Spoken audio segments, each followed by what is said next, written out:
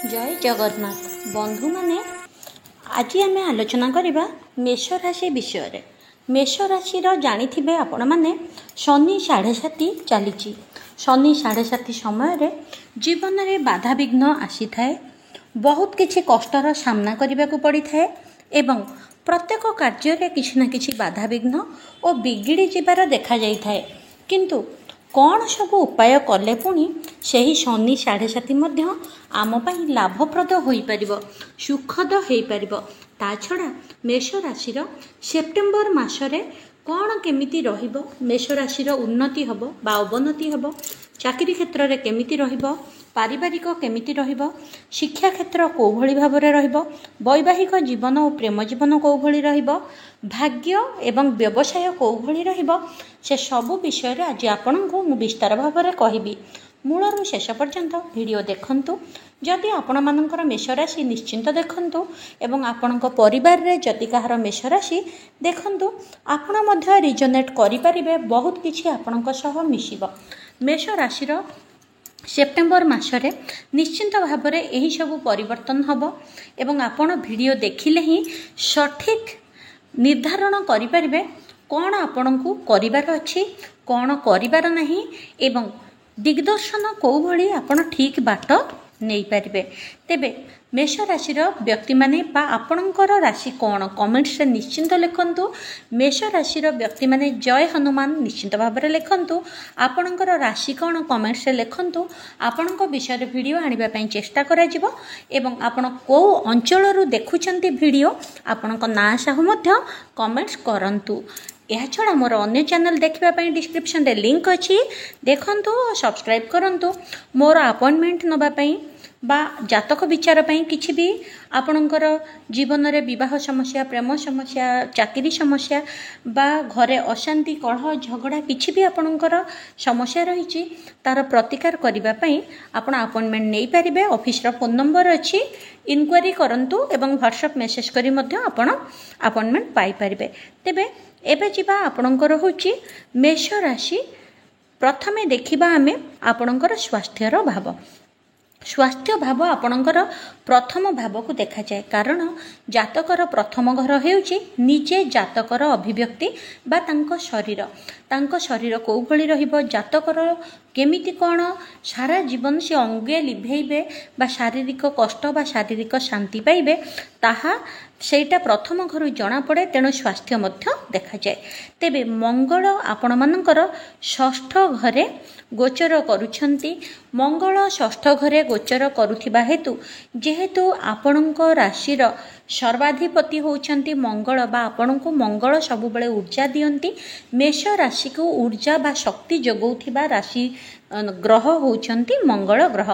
तेबे मंगल षष्ठ घरे अछंती। षष्ठ घर हेउची रोग ऋण शत्रुर घर। षष्ठ घरे गोचर करबा हेतु वर्तमान आपणको थंडा कफ काश, छाती रे थंडा कफ जनित किछि जंत्रणा, आंठु गंठी रे किछि जॉइंट पेन बा थंडा जनित जो भली मुंड बिंधा, थंडार जो रोग हुए बा जर एई भली किछि समस्या आपनको देखा जिवो। कहार कौन लक्षण अनुसार देखा जिवो एही सेप्टेम्बर मासरे। यह छड़ा मंगल जेतबेले आपणकर षष्ठ घरे रहिचंती, तेणु निश्चिंत आपनको रोग ऋण शत्रु अर्थात कोठी लॉस हो जिवो, कोठी को प्रोजेक्ट चाहूचंती सेटा ठीक से हेई परिबनी बा आपण काहाकू भल कथा कहिले मध्य से आपनको शत्रुता विचार करिवो। किंतु आपणकर मध्य मंगल जेहेतु रहिचंती आपणकर राग मध्य बहुत रहिबो। तेणु प्रथम कथा निज उपरे निज क्रोध उपरे कंट्रोल करंतु। रागिबा ठारू दूरेई रहिले आपणकर भल हबो, कारण मंगल जेहेतु रोग ऋण शत्रु रहउचंती, जति आपण रागिबे तेबे अपोजिट लोक आपणको शत्रुता निश्चिंत व्यवहार करिबो। तेणु आपण एथुरु दूरेई रहिले आपणक पई भल हेबो। 14 सेप्टेम्बर परे आपणकर मंगल जेतबेले एकादश घर को पलैब आपणकर सेतबेले निश्चिंत मानसिक शांति आसीबो एवं बहुत क्षेत्र में परिवर्तन मध्य हेबो। तेबे आपणकर देखिबा शिक्षार भाव। शिक्षार भाव होउची जातकरे पंचम भाव। पंचम भाव रे आपणकर सूर्य केतु बुध रहिचंती। 15 ସେପ୍ଟେମ୍ବର ପର୍ଯ୍ୟନ୍ତ ମଧ୍ୟ ରହିବେ। ବୁଧ ଏବଂ ସୂର୍ଯ୍ୟ ଏକା ସାଙ୍ଗେ ରହିଲେ ବୁଧାଦିତ୍ୟ ଯୋଗ, ଯାହାକୁ କି ଗୋଟେ ରାଜଯୋଗ କୁହାଯାଏ। ଜାତକରେ ଜନ୍ମରୁ ବହୁତ ଜଣଙ୍କର ବୁଧାଦିତ୍ୟ ଯୋଗ ନେଇକି ଜନ୍ମ ହୋଇଥାନ୍ତି। ସେମାନେ କେଉଁଠି ନା କେଉଁଠି ଗରିବ ଘରେ ଜନ୍ମ ହେଲେ ମଧ୍ୟ ଜୀବନରେ ଭଲ ରୋଜଗାର କରିକି ଭଲ ସ୍ଥିତିରେ ପହଞ୍ଚିଥାନ୍ତି। ବେଳେବେଳେ ବୁଧାଦିତ୍ୟ ଯୋଗ ନଥିଲେ ମଧ୍ୟ ଜାତକରେ ସମୟ ଅନୁସାରେ ବୁଧ ଏବଂ ସୂର୍ଯ୍ୟ ଗୋଟିଏ ଘରେ ଯେତେବେଳେ ରୁହନ୍ତି, ତାହା ମଧ୍ୟ ବୁଧାଦିତ୍ୟ ଯୋଗ କିଛି ସମୟ ପାଇଁକା ତିଆରି କରିଥାଏ। ବର୍ତ୍ତମାନ ଆପଣଙ୍କର ସେଇଭଳି ହେଇଛି, ପଞ୍ଚମରେ ସୂର୍ଯ୍ୟ ବୁଧ ରହିଛନ୍ତି, ତେଣୁ ଏହା ବୁଧାଦିତ୍ୟ ଯୋଗ ଆପଣଙ୍କ ପାଇଁ କରୁଛି। ଏଇଟା ଆପଣଙ୍କର 15 ସେପ୍ଟେମ୍ବର ପର୍ଯ୍ୟନ୍ତ ରହିବ। ତେଣୁ ଏହି ସମୟରେ ଆପଣ ଯାହା ବି କରିବାକୁ ଚାହୁଁଛନ୍ତି ଭାବି ବିଚାରି, ଖାସ୍ କରି ଯେହେତୁ ଶିକ୍ଷାର ଘରେ ଅଛନ୍ତି, କୌଣସି ଜାଗାରେ ଭଲ ଆଡ଼ମିସନ୍ ପାଇଁ ଆପ୍ଲାଏ କରିଛନ୍ତି ତେବେ ନେଇଯାଆନ୍ତୁ। ଯଦି ଇଣ୍ଟରଭ୍ୟୁ ଆରି ଭିତରେ ଦେଇଦେବେ ଆପଣ 16 ସେପ୍ଟେମ୍ବର ଭିତରେ, ତେବେ ଆପଣଙ୍କୁ ସିଲେକ୍ସନ୍ ହେଇଯିବ। ଦ୍ୱିତୀୟ କଥା, ଯଦି କିଛି ପରୀକ୍ଷା ରହିଛି ସେଥିରେ ମଧ୍ୟ ଆପଣ ଭଲ ମାର୍କ ରଖିକି ପାସ୍ କରିଯିବେ, କାରଣ ଆପଣଙ୍କୁ ବୁଧ ସହ ସୂର୍ଯ୍ୟଙ୍କର ସପୋର୍ଟ ଶିକ୍ଷା କ୍ଷେତ୍ରରେ ମିଳିବ। ଦେଖନ୍ତୁ, ରାଜଯୋଗ ଟଙ୍କାରେ ମିଳେ, ନାରୀରେ ମିଳେ, ବା ବିବାହରେ ମିଳେ, ବା ଆପଣଙ୍କର ପ୍ରେମ ଘରେ ମିଳେ। କେଉଁ ଘରେ ଅଛି ସେଇ ଘରେ ଆପଣଙ୍କୁ ରାଜଯୋଗ ଦେବ। ତେଣୁ ଶିକ୍ଷା କ୍ଷେତ୍ରରେ ଆପଣଙ୍କୁ ବହୁତ ଭଲ ରେଜଲ୍ଟ ମିଳିପାରିବ। 17 ସେପ୍ଟେମ୍ବରରେ ସୂର୍ଯ୍ୟ ଷଷ୍ଠ ଘରକୁ ଗଲେ ସେତେ ଭଲ ଫଳ ନାହିଁ। 17 ସେପ୍ଟେମ୍ବର ପରେ କେଉଁଠି ନା କେଉଁଠି ଆପଣଙ୍କୁ ପାଠପଢ଼ାରେ ବିଚଳିତ ଲାଗିବ, ପାଠପଢ଼ା ଠିକ୍ସେ ମନ ଧ୍ୟାନ ଲାଗିବନି। ଇଣ୍ଟରଭ୍ୟୁ ବା କେଉଁ କ୍ଷେତ୍ରରେ ଆପଣ ଗଲେ ହଠାତ୍ ଅଚାନକ ତା'ର ରେଜଲ୍ଟ ବଦଳିଯିବ, ପାଇବା ଜିନିଷ ଆପଣଙ୍କ ହାତରୁ ଖସିଯିବାର ସୁଯୋଗ ରହିଛି। ତେଣୁ 17 ସେପ୍ଟେମ୍ବର ଭିତରେ ଆପଣ ଯଦି ଆଟେମ୍ପ୍ଟ ନେଇକି କିଛି ବହୁତ ଭଲ କାର୍ଯ୍ୟ କରିବାକୁ ଚାହୁଁଛନ୍ତି ତେବେ କରିନିଅନ୍ତୁ। ମେଷରାଶି, ଆପଣଙ୍କର ଯିବା ପ୍ରେମ ସମ୍ବନ୍ଧ ଉପରେ। ଯଦି କେହି ପ୍ରେମରେ ରହିଛନ୍ତି, ଲାଇଫ୍ ପାର୍ଟନର ଖୋଜୁଛନ୍ତି ବା ଲାଇଫ୍ ପାର୍ଟନର କରିବାକୁ ଚାହୁଁଛନ୍ତି, ତେବେ ସୂର୍ଯ୍ୟ ବୁଧ କେତୁ ଆପଣଙ୍କର ପଞ୍ଚମ ଘର ମଧ୍ୟ ପ୍ରେମର ଭାବ ଏକା ସାଙ୍ଗେ ରହିଛନ୍ତି। ତେଣୁ 15 ସେପ୍ଟେମ୍ବର ପର୍ଯ୍ୟନ୍ତ ସୂର୍ଯ୍ୟ ଓ ମଙ୍ଗଳ 1-12 ଭାବରେ ରହିବେ, କାରଣ ମଙ୍ଗଳ ଆପଣଙ୍କର ବର୍ତ୍ତମାନ ଷଷ୍ଠ ଘରେ ଅଛନ୍ତି। ଷଷ୍ଠ ଘରେ ମଙ୍ଗଳ ଶୁଭଦାୟକ ନୁହେଁ ଏବଂ ଆପଣଙ୍କର ପଞ୍ଚମ ଘରେ ରହିଛନ୍ତି ସୂର୍ଯ୍ୟ। ତେଣୁ 1-12 ତାଙ୍କର ଯେତେବେଳେ ସମ୍ପର୍କ ରହିବ, ସୂର୍ଯ୍ୟ ଆପଣଙ୍କୁ ଗୋଟେ ଭଲ ପାର୍ଟନର ଦେବା ପାଇଁ ସାହାଯ୍ୟ କରିଥାନ୍ତି। ମଙ୍ଗଳ ମଧ୍ୟ ପାର୍ଟନର ଭିତରେ ପ୍ରେମ, ଶାନ୍ତି ଏବଂ ଧୈର୍ଯ୍ୟ ଆଣିବାରେ ସାହାଯ୍ୟ କରିଥାନ୍ତି। ଯେହେତୁ ଏମାନେ ଆଣ୍ଟି ଭାବରେ ରହିଛନ୍ତି ମଙ୍ଗଳ ଷଷ୍ଠ ଘରେ, ତେଣୁ ଆପଣଙ୍କୁ ଭଲ ପାର୍ଟନର ଏହି ସମୟରେ ମିଳିପାରିବ ନାହିଁ। ଯିଏ ମିଳିବ ଜିଦିଆ ସ୍ୱଭାବ, କଳହ ପ୍ରିୟ, ବା ଆପଣଙ୍କ ଭିତରେ ମନ ମିଶିବନି। କେଉଁଠି ନା କେଉଁଠି ଆପଣ ଗୋଟେ କଥା କହିଲେ ସିଏ ଗୋଟେ କଥା ବୁଝିବେ, ସିଏ ଗୋଟେ କଥା କହିଲେ ଆପଣ ସେଇଟା ସ୍ୱୀକାର କରିପାରିବେନି। ତେବେ ଆପଣଙ୍କ ଭିତରେ କ'ଣ ହେବ ନା ମତାନ୍ତର ଏବଂ ମନାନ୍ତର ରହିବ, ଅଣ୍ଡରଷ୍ଟାଣ୍ଡିଂ ଠିକ୍ସେ ରହିପାରିବ ନାହିଁ। ସହଜେ ଆପଣଙ୍କର ମଙ୍ଗଳ ଷଷ୍ଠରେ ରହିଥିବାରୁ ରାଗ ବହୁତ ରହିବ। ତେଣୁ ରାଗକୁ କଣ୍ଟ୍ରୋଲ କରନ୍ତୁ। ଯଦି ଭଲ ପାର୍ଟନରଟି ଆପଣଙ୍କୁ ମିଳିଛି ତାକୁ ବୁଝିବାକୁ ଚେଷ୍ଟା କରନ୍ତୁ, କ'ଣ କହୁଛି ତା ମନକୁ ଷ୍ଟଡି କରନ୍ତୁ। ଭଲ ମନ୍ଦ ଦେଖିକି ଯଦି ନୂଆ ପାର୍ଟନର ଆଣୁଛନ୍ତି ତାକୁ ଜୀବନକୁ ଆଣନ୍ତୁ, କାରଣ ଏଇନା ଆପଣଙ୍କୁ ଚିଡ଼ିଚିଡ଼ା ବା କିଛି ବଦମାସ ସ୍ୱଭାବର ପାର୍ଟନର ମଧ୍ୟ ମିଳିବାର ସମ୍ଭାବନା ସେପ୍ଟେମ୍ବର 17 ଭିତରେ ଆପଣଙ୍କୁ ରହିଛି, ବା 17 ପରେ ମଧ୍ୟ ଆହୁରି 1 ମାସ ଧରି ଆପଣଙ୍କର ସେଇଭଳି ପାଖାପାଖି ରହିଛି। ତେଣୁ ଆପଣ ସେଥିରେ ଟିକେ ସାବଧାନ ରହିଲେ ଭଲ। କିନ୍ତୁ ପୂର୍ବରୁ ଯଦି ଆପଣଙ୍କର ଲଭର ଅଛନ୍ତି, ଆପଣ ରିଲେସନରେ ଅଛନ୍ତି, ତେବେ ବ୍ୟବହାରକୁ ଆପଣ ନିଜେ ଶାନ୍ତ ରଖନ୍ତୁ, ତାଙ୍କୁ ବୁଝିବାକୁ ଚେଷ୍ଟା କରନ୍ତୁ, ନିଜ ରାଗକୁ କଣ୍ଟ୍ରୋଲ କରନ୍ତୁ। ମିସ୍ଅଣ୍ଡରଷ୍ଟାଣ୍ଡିଂ, ସନ୍ଦେହ, ପାଟିତୁଣ୍ଡ, ଯୁକ୍ତିତର୍କକୁ ଯାଆନ୍ତୁ ନାହିଁ।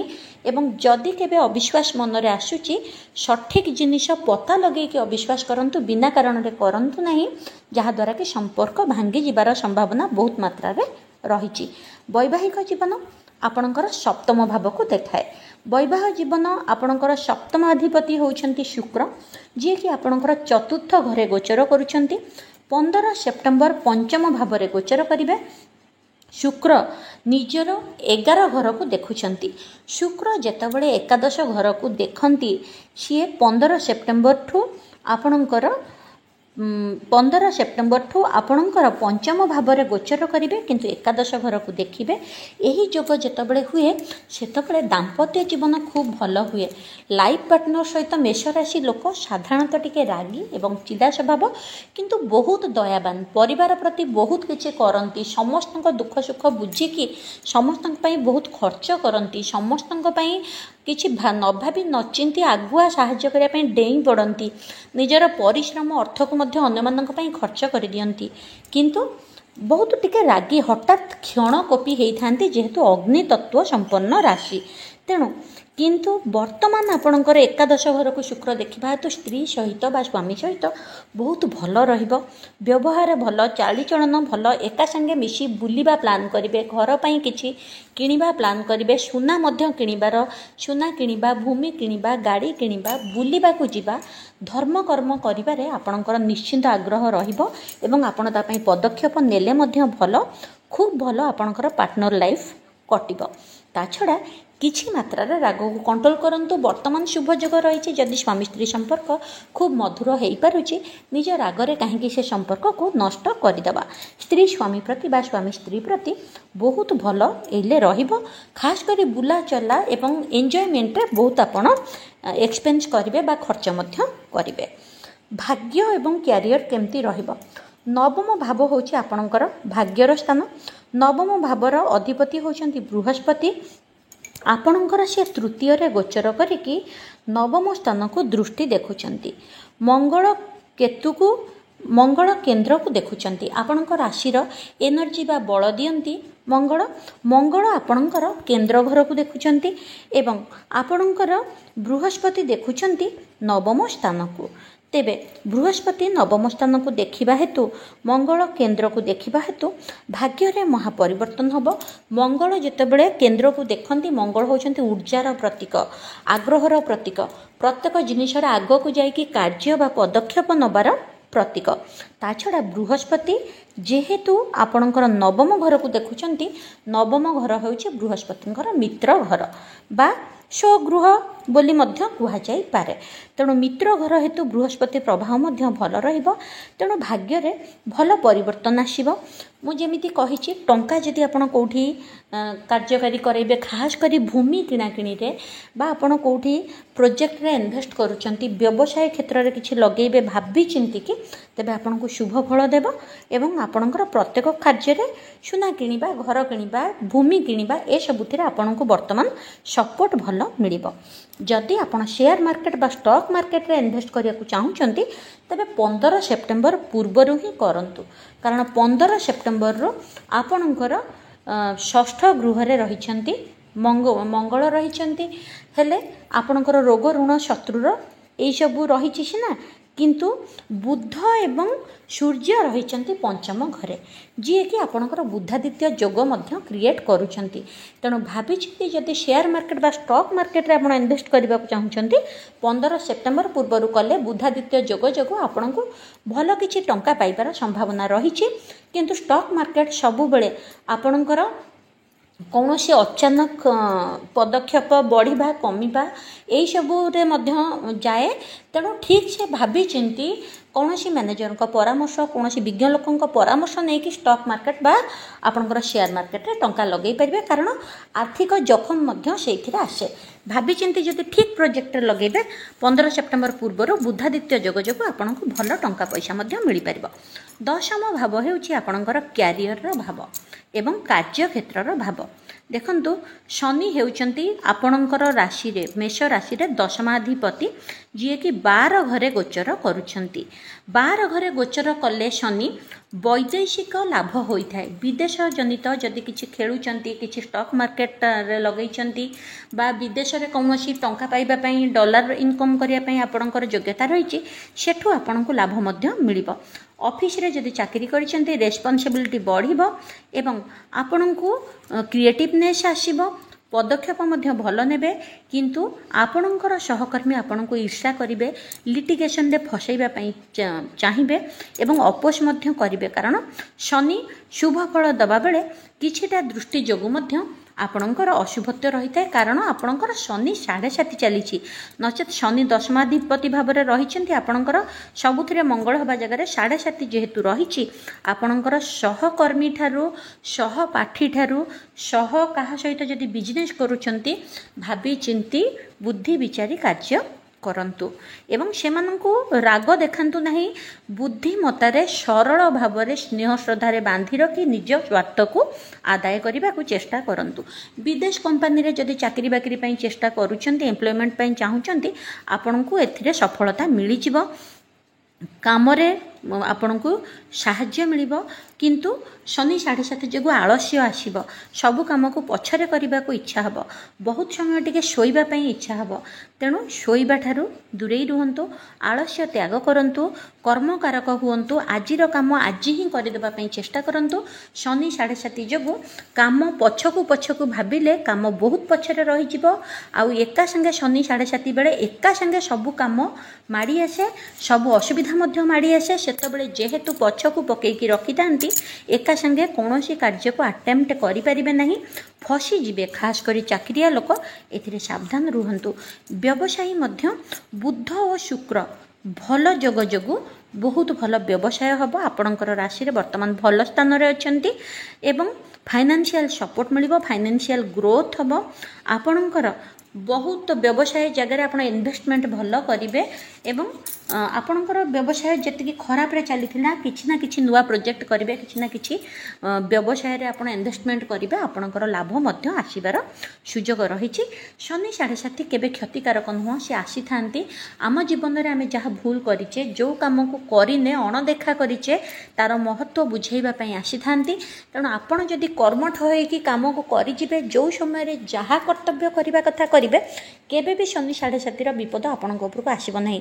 କିନ୍ତୁ ଯଦି ଆପଣ ସବୁଥିରେ ପଛଘୁଞ୍ଚା ଦେଇ ଆଳସ୍ୟ ହେବେ, ଲୋକଙ୍କ ପ୍ରତି ଦୟା କ୍ଷମା ନ କରିକି ଲୋକଙ୍କୁ ହଇରାଣ ହରକତ କରିବେ, ତେବେ ଶନି 7.5ର କଷ୍ଟ ଆପଣ ବହୁତ ମାତ୍ରାରେ ଭୋଗିବେ। ଶନିଙ୍କ ସମୟରେ କେବେ କୌଣସି ଆପଣଙ୍କଠୁ, ଖାସ୍ କରି ଯେଉଁମାନେ ନିଚରେ ଅଛନ୍ତି, ତାଙ୍କ କଷ୍ଟର କାରଣ ହୁଅନ୍ତୁ ନାହିଁ। ତାଙ୍କ ପାରିଶ୍ରମିକ ଧନକୁ ଖାଆନ୍ତୁ ନାହିଁ, ତାଙ୍କୁ ଅଯଥା ଅପମାନ କରନ୍ତୁ ନାହିଁ। ଶ୍ରମିକ ମୂଲିଆ ଶ୍ରେଣୀ ଲୋକମାନଙ୍କୁ ପାରିଶ୍ରମିକ ଠିକ୍ସେ ଦିଅନ୍ତୁ, ତାଙ୍କୁ ବ୍ୟବହାର ଠିକ୍ସେ କରନ୍ତୁ। ଦରକାର ହେଲେ କିଛି ଖାଦ୍ୟ, ଯେମିତି ବିସ୍କୁଟ ପ୍ୟାକେଟଟେ, ପାଣି ଟିକେ ହଉ ପଛେ, ରୋଡ଼ ଘାଟରେ ଯେଉଁମାନେ କାମ କରୁଛନ୍ତି, ଯଦି ସେମାନଙ୍କୁ ଆପଣ ଯେମିତି ଶ୍ରମିକ ମୂଲିଆ, ରୋଡ଼ ସଫେଇ କର୍ମୀ, ସେମାନଙ୍କୁ ଯଦି ଆପଣ ଡୋନେସନ୍ କରନ୍ତି, ଆପଣଙ୍କର ଶନି 7.5 ଏତେ କିଛି କ୍ଷତି କରିପାରିବ ନାହିଁ। ଏବଂ ଜୀବନରେ ଯେହେତୁ ମଙ୍ଗଳର ଅଧିପତି ଲୋକ ଆପଣ, ସବୁବେଳେ ମୂଲିଆ ମଜଦୁର ଏଇମାନଙ୍କୁ ଯଦି କିଛି ଦାନ ଧର୍ମ କରୁଥିବେ, ଆପଣଙ୍କୁ ନିଶ୍ଚିନ୍ତ ମଙ୍ଗଳମୟ ହେବ।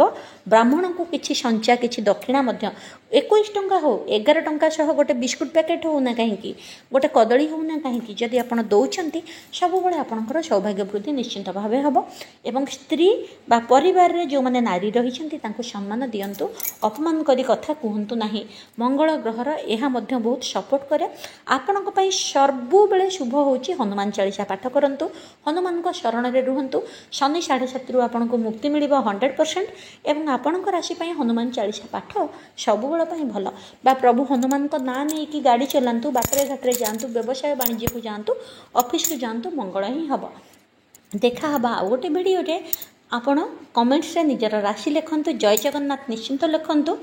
ଜୟ ଜଗନ୍ନାଥ।